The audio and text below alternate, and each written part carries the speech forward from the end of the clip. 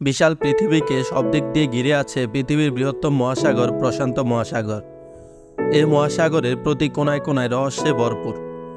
1521 খ্রিস্টাব্দে পর্তুগিজ নাবিক তথ্য অনুসন্ধানকারী ফার্ডিন্যান্ড নৌকাযোগে সমুদ্রের বহু প্রতিকূল পরিস্থিতি অতিক্রম করে এই মহাসাগরে এসে সামান্য প্রশান্তি পান। তাই তিনি এই জলভাগের নাম রাখেন মার প্যাসিফিকো, যার অর্থ পর্তুগিজ এবং স্প্যানিশ উভয় ভাষাতেই প্রশান্ত মহাসাগর। এটি পৃথিবীর মোট জলভাগের উপরিতলে 46% জুড়ে অবস্থিত। প্রশান্ত মহাসাগর উত্তরে উত্তর মহাসাগর থেকে দক্ষিণে দক্ষিণ মহাসাগর পর্যন্ত বিস্তৃত। অন্যদিকে এর পশ্চিমে রয়েছে এশিয়া ও অস্ট্রেলিয়া এবং পূর্ব সীমান্তে রয়েছে উত্তর আমেরিকা। এই মহাসাগরের বিস্তৃতি বিশাল। এক কথায় বলতে গেলে এত বড় মহাসাগরের মধ্যে 5টি চাঁদকে অনায়াসে ডুবিয়ে দেওয়া যাবে। এই মহাসাগরে সব মিলিয়ে থাকা পানির পরিমাণ প্রায় 17 কোটি ঘনমাইল। এই মহাসাগরের পানির তাপমাত্রা মেরুর কাছে 1.4 ডিগ্রি সেলসিয়াস থেকে শুরু করে বিষুবীয় এলাকায় সর্বোচ্চ 30 ডিগ্রি সেলসিয়াস পর্যন্ত হতে পারে। তাপমাত্রার মতো এই সাগরের পানির গুণাগুণ বিভিন্ন স্থানে বিভিন্ন রকম হয়ে থাকে। প্রশান্ত মহাসাগরের গড় গভীরতা 4 কিলোমিটার।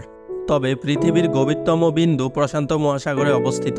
এ তালিকায় প্রথমেই রয়েছে পৃথিবীর গভীরতম বিন্দু, যা মারিয়ানা ট্রেঞ্চে অবস্থিত। চ্যালেঞ্জার ডিপ নামক এই বিন্দুটির গভীরতা 11,000 মিটারের বেশি।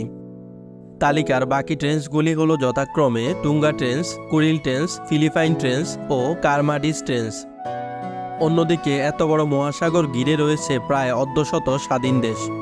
স্বাধীন দেশ ছাড়াও এতে রয়েছে 25,000 দ্বীপপুঞ্জ।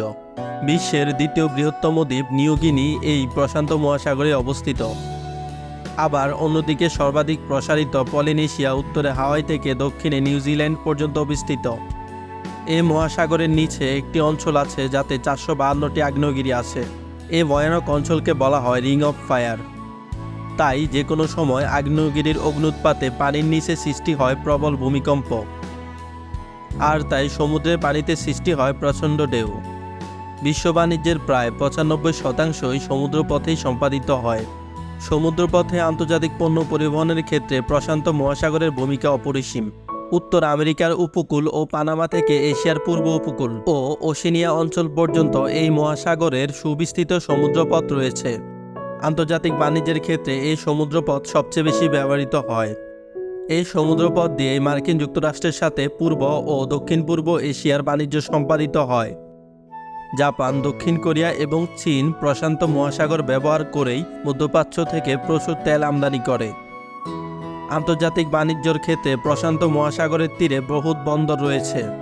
Singapore, Hong Kong, Panama, Sydney, San Francisco, Los Angeles প্রশান্ত মহাসাগরে অবস্থিত সর্ববৃহৎ বন্দরগুলোর মধ্যে অন্যতম। বিশ্বের শেষ নেই এই মহাসাগরে। এই মহাসাগরের অপার প্রাকৃতিক বিষয় হলো অনেক জায়গায় একই সাথে দুই রঙের পানির উপস্থিতি, যেন কেউ দাগ কেটে একই সাগরে দুই পাশে দুই রং আলাদা করে দিয়েছে। এর একদিকে হালকা আকাশি রঙের পানি আর অপরদিকে গাঢ় নীল। তাছাড়াও এখানে রয়েছে ডেভিলস সি। প্রশান্ত মহাসাগরের বুকে একটি উপসাগরের নাম ডেভিলস সি। আবার জাপানি উপকূলের কাছে অবস্থিত এই মহাসাগরের একটি অংশের নাম ড্রাগন ট্রায়াঙ্গল। এখানে বহু জাহাজ ও বিমান হারিয়ে যাওয়ার ঘটনা ঘটলেও আজ পর্যন্ত তাদের কোনো হদিস পাওয়া যায়নি। অবাক করা ব্যাপার হলো এর রহস্য এখন পর্যন্ত অজানা। তাছাড়াও এই মহাসাগরে এমন অনেক দ্বীপপুঞ্জ রয়েছে যা এই বিশ্বের অনেক বড় বড় দেশের ক্ষেপণাস্ত্রের মজুতখানা। এই বিস্ময়কর মহাসাগরে বিস্ময়ের অন্ত নেই। এই সাগরের অতলে রয়েছে জানা অজানা অনেক প্রাণী। বিশালাকার তিমি থেকে শুরু করে রয়েছে হাঙ্গর, অক্টোপাস, স্কুইড, ডলফিন, নাম না জানা অনেক প্রাণী।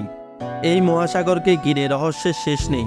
যত রহস্যই আবিষ্কার হোক না কেন, তাও এর আরও অনেক রহস্য থেকে যায় অজানা। প্রকৃতিকে জানার জন্য এই মহাসাগর হলো অজানাকে জানার এক বিপুল ভাণ্ডার।